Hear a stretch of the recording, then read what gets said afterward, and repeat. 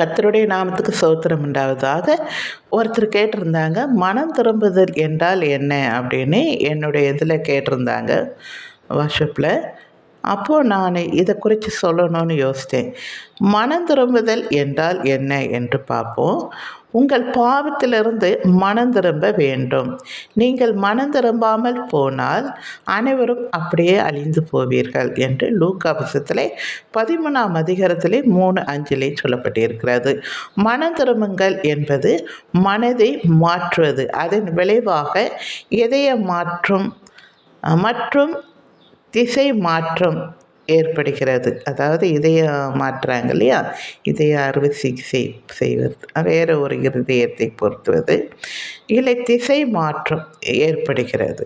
இது நெடுஞ்சாலையில் ஒரு யூட்டன் செய்வது போன்றது.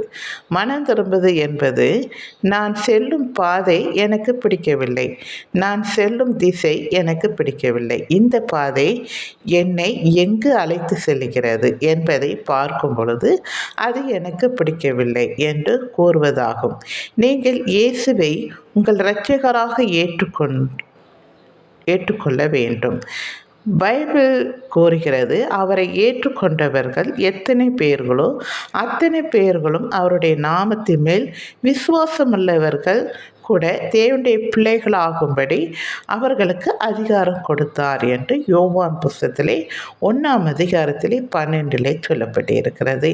இப்போது மனம் திரும்புவதை பற்றி நீங்கள் தெரிந்திருப்பீங்க என்று நினைக்கிறேன். அதாவது நம்ம முந்தி எப்படி இருந்தோமோ அப்படி இல்லாமல் இப்போ நம்ம பரிசுத்தமாக இருக்கிறது தான் ஒரு மன மாற்றம்.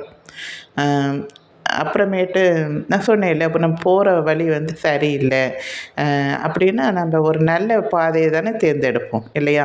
அதே போல் தான் இப்போ நம்ம இந்த பாதைக்கு கெட்ட வழியிலலாம் போனால் நம்ம நரகத்தில் தான் போய் விழுந்துருவோம்.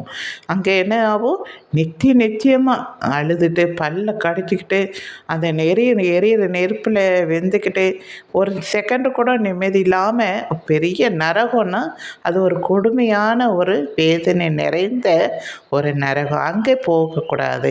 நாம் பரலோகத்துக்கு நித்தியமாக சந்தோஷமாக அங்கே ஆண்டவரை பார்த்துக்கிட்டே சந்தோஷமாக இருக்கிறது, அது எப்படி இருக்கும், நல்லா இருக்கும் இல்லையா? சொர்க்கம் அதான் சொல்லுவாங்க, பரலோகம் சொர்க்கம். அந்த நித்திய ஜீவனை அடைவதற்கு நாம் நல்ல வழிகளை நாம் கடைப்பிடிக்கும் போது அந்த நித்திய ராஜ்யத்தை நாம் சுதந்திரித்துக் கொள்வோம். அப்புறமேட்டு இதை நாம் எப்படி சுதந்திரிக்கணும்னா, அதை இயேசு கிறிஸ்துவை நாம் ஏற்றுக்கொண்டு அவருடைய அதாவது விசுவாசம், அவர் உண்மையாலுமே இந்த பூமிக்கு நமக்காக எல்லாம் பண்ணாருன்றது விசுவாசித்து அவரை ஏற்றுக்கொண்டவர்கள் எல்லோருமே அவருடைய பிள்ளைகளாகும்படி தேவன் அவர்களுக்கு அதிகாரம் கொடுத்திருக்கிறாராம். இப்போ உங்களுக்கு புரிஞ்சிருக்கும்னு நினைக்கிறேன். புரிஞ்சதுன்னா லைக் பண்ணுங்கள், மற்றவங்களுக்கும் ஷேர் பண்ணுங்கள். சரிங்களா? தேங்க்யூ.